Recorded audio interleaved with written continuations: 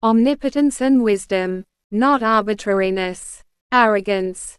BD0569 from September 4, 1938, taken from book number 12.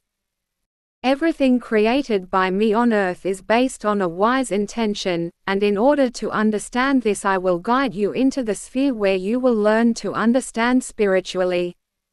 And even if it seems to you that God only acts arbitrarily, one look at the divine creation is enough and you will realize that your thinking was far wrong. If you connect yourselves with spiritual strength, all earthly heaviness will fall away from you. Likewise, all spiritual work will proceed better and better if the spirit is able to separate itself from all matter. Now you will noticeably receive those powers that make you capable of achieving extraordinary things. In the same way the Spirit of God reigns in nature in the same relationship to the things that stand outside of the directed creation.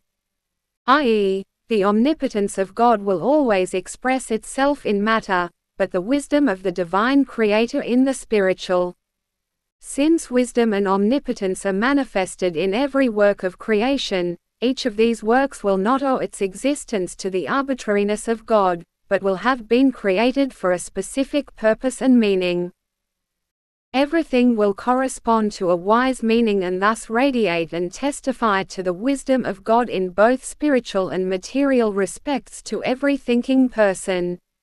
However, all references to such a kind of well-planned creation are not enough for the human being to fully believe and trust in divine omnipotence, but the human being always quarrels with God about his fate imposed on him and does not recognize all measures of the eternal deity as wise and well considered.